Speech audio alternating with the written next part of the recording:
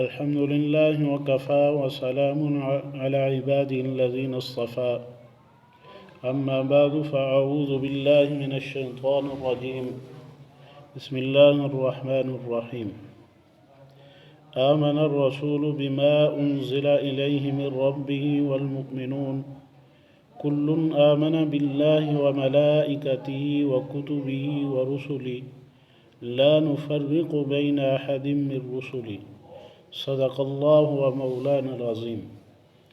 میرے محترم بھائیو، اس آیت کا جو مفہوم ہے وہ یہ ہے کہ اللہ تعالیٰ ارشاد فرما رہے ہیں کہ رسول یعنی محمد مصطفیٰ صلی اللہ علیہ وسلم ایمان لائے جو اللہ کی طرف سے یعنی ان کے رب کی طرف سے ان پر نازل کیا گیا، اور تمام مسلمان جو ہیں وہ ایمان لائے اللہ پر، فرشتوں پر، اور اسی طرح اللہ کی طرف سے نازل کردہ کتابیں جو ہیں ان پر اور تمام رسولوں پر. اور فرمایا کہ مسلمان کسی بھی رسول یعنی کہ تمام جو اللہ کی طرف سے بھیجے گئے رسول ہیں ان میں سے کسی میں بھی کوئی تفریق نہیں کرتے کہ ہم اس پر تو ایمان لے کر آتے ہیں لیکن اس پر تو ہم ایمان نہیں لے کے آئیں گے. جیسا کہ یہودی تھے، یہودیوں نے کہا کہ ہم موسیٰ علیہ السلام پر تو ایمان رکھتے ہیں لیکن حضرت عیسیٰ علیہ السلام کو نبی نہیں مانتے. اب اسی طرح جو عیسائی تھے ان میں سے بعض نے کہا کہ ہم حضرت عیسیٰ علیہ السلام کو تو نبی مانتے ہیں لیکن حضرت موسیٰ کو نبی نہیں مانتے، اور انہوں نے آپ صلی اللہ علیہ وسلم کی بھی نبوت کا انکار کیا.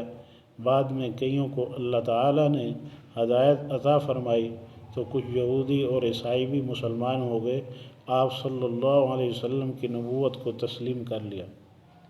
تو بہرحال اس میں جو چیز ہمیں سمجھ آتی ہے اور علماء نے لکھی ہے اور امت کو سمجھائی ہے وہ یہ ہے کہ اس میں اللہ تعالیٰ نے واضح الفاظ میں یہ ارشاد فرمایا کہ رسول جو ہیں وہ اس چیز پر ایمان لاتے ہیں کہ جو ان پر اللہ کی طرف سے نازل کی گئی، اور اسی طرح جو ایک مسلمان ہے، ایک مومن ہے، وہ اللہ پر، اللہ کے فرشتوں پر، اسی طرح اللہ کی طرف سے نازل کردہ کتابوں پر اور اللہ کے رسولوں پر جو اللہ نے بھیجے ہیں رسول ان پر ایمان رکھتا ہے، اور وہ کسی بھی رسول میں کوئی تفریق یعنی رسولوں میں کوئی تفریق نہیں کرتا کہ میں اس کو تو مانتا ہوں اس کو نہیں مانتا.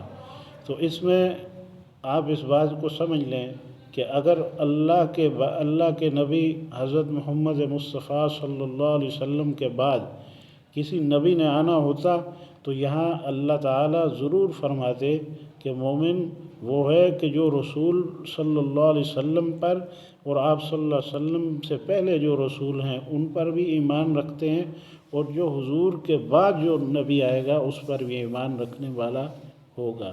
تو ایسا اس میں نہیں ہے کہ اللہ تعالیٰ نے حضور کے بعد بھی کسی چیز پر ایمان رکھنے کو لازم قرار دیا ہو، بلکہ بعد ہی ختم کر دی کہ وہ مسلمان ایمان لاتے ہیں کس پر؟ اللہ پر، اللہ کے فرشتوں پر، کتابوں پر اور رسولوں پر. اس کے بعد کسی چیز کا کوئی تذکرہ نہیں ہے کہ حضور کے بعد بھی کوئی نبوت ہوگی تو مسلمان اس پر ایمان رکھتے ہیں. تو اس لیے اس آیت کے مفہوم کو ذہن نشین کر لیں اور اسے یاد کر لیں کہ یہ بطور دلیل ہم پیش کر سکتے ہیں. اور حضرت مفتی محمد شفیع عثمانی صاحب رحمۃ اللہ علیہ نے اپنی کتاب ختم نبوت میں اس کو ختم نبوت کے دلائل میں درج کیا. تو اللہ تعالی ہمیں عمل کی توفیق عطا فرمائے. وآخر دعوانا ان الحمد للہ رب العالمین.